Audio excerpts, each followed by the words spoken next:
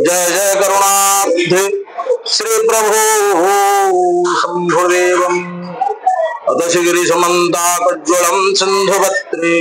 सुरतरुवर शाखालीखनी पत्रमरुवि लिखति जुर्हित्वा शारदा सर्वकाले तदपि तव गुणानां लेखं पारणयाति नमः शिवाय शंभ सदा शिवाय। पंडित विष्णु प्रसाद पंडा बुढ़ालिंग मंदिर मुख्य सेवक। प्रत्येक वैशाख मासरे जलाधिवास करती महाप्रभु शंकर भगवान जलाशायी बोली जहाँ कहती जल भितर शयन करती। बहुत पिला बहुत सेवक सेवा करके कार्यटी संपादन करती।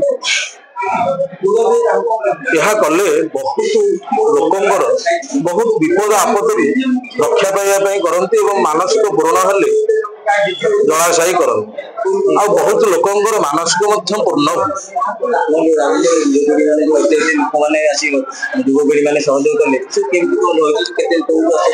सकाल नीति अवकाश महिलम अन्न धूप सरला जलाधिवास करा जाए। माली महापात्र पूजा पंडा सेवक आखापाखि ब्राह्मण सेवक माने पाखापाखि 200 सेवक माने महाप्रभु सेवा लीन हमें पाखापाखि 1000 पर गड़े पानी लगी है। महाप्रभु बहुत महिमा अच्छी महिमांगर आर बहुत पुरातन निज आविर्भाव होती शंकर भगवान। तार मूल कहानी मुरा नामक गौरवी जड़े ये पाखापाखि अंचल दधि बिकवा जाते से दधि बिकिकी एठी गोटे चुआ थिला बा पोखरी जो पुष्करणी रे से दधि हांडी थोई नित्य दिन स्नान करी निज घर को जाते। दिनकर कथा से हांडी एवं हांडी भितर किछि कौड़ी माने जोटा तार प्राप्य एवं से दही बिकिकी जो कौड़ी रखी थाए से कौड़ी से हांडी भितर रखी गाधे जाए। देखिला गाधेवा पाखरु गोटे सुवर्ण चढ़ई आसिक से हांडी भितर पशि जाऊँ से आसिक जितेबाला से हांडी टेके से हांडी उठिनी से बहुत चेष्टा करती से हांडी उठेवा हांडी न उठवार से जो खड़ू पिंधिला से खड़ू रे विधा देती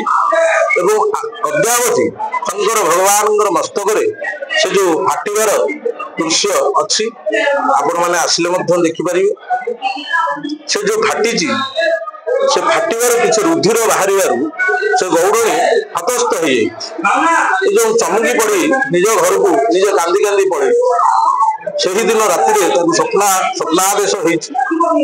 एवं स्वप्नादेश निजे महाप्रभु वृद्ध रूप नहीं दर्शन कर बुढ़ालिंग बोली ना कराला किंतु प्रकृत ना हूँ दधि भांडेश्वर कहीं दही हांडी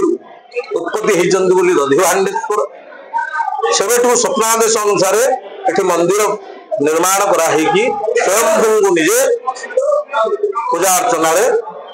बहुत प्रकार लोकंर मानसिक